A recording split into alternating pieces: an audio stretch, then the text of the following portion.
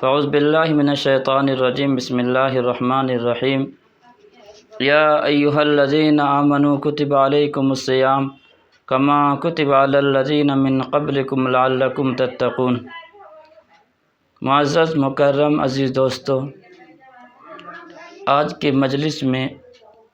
ان لوگوں کے بارے میں کیا وعیدیں ہیں، کیا سزائیں ہیں جو لوگ رمضان المبارک کا بابرکت مہینہ پاتے ہیں لیکن پھر بھی روزہ نہیں رکھتے ہیں۔ مشکوٰۃ المصابیح کے اندر روایت موجود ہے، حضرت ابو ہریرہ رضی اللہ تعالیٰ عنہ فرماتے ہیں کہ نبی اکرم صلی اللہ علیہ وسلم نے ارشاد فرمایا،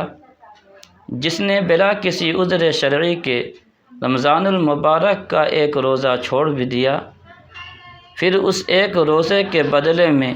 پوری زندگی روزہ رکھ لے، پورا زمانہ روزہ رکھ لے، پھر بھی اس ایک روزے کی تلافی نہیں ہو سکتی ہے، اس ایک روزے کا بدل نہیں ہو سکتا ہے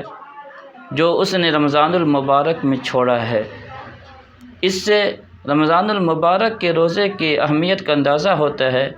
اور ان لوگوں کے لیے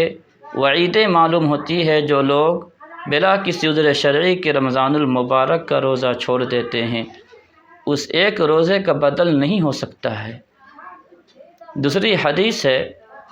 مجموع الزوائد میں حضرت جابر بن عبداللہ رضی اللہ تعالیٰ عنہ فرماتے ہیں کہ نبی اکرم صلی اللہ علیہ وسلم نے ارشاد فرمایا،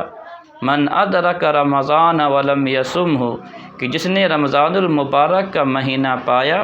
اور اس نے روزہ نہیں رکھا، وہ بدبخت ہے، وہ منحوس انسان ہے، کائنات کے اندر بدترین انسان ہے کہ جس نے ماہ مبارک کو پایا پھر بھی اس نے روزہ نہیں رکھا۔ یہ وعید ہے ان لوگوں کے لیے جو روزہ نہیں رکھتے ہیں۔ تیسری روایت ہے الترغیب والترہیب میں حضرت ابن عباس رضی اللہ تعالیٰ عنہما فرماتے ہیں کہ نبی کریم صلی اللہ علیہ وسلم نے ارشاد فرمایا، اسلام کی بنیاد 3 چیزوں پر ہے، اسلام کا مدار 3 چیزوں پر ہے،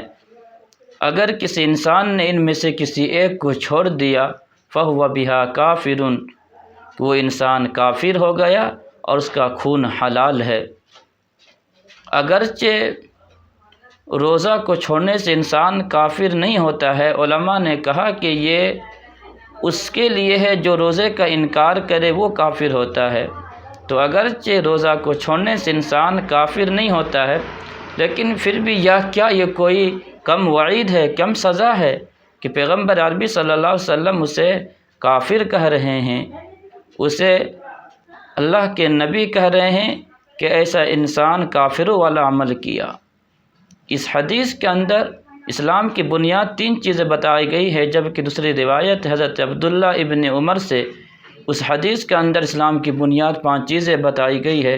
دونوں حدیثوں میں کوئی تعارض، کوئی اشکال نہیں ہے، اس لیے کہ 5 چیزوں میں 3 چیزیں بھی داخل ہے۔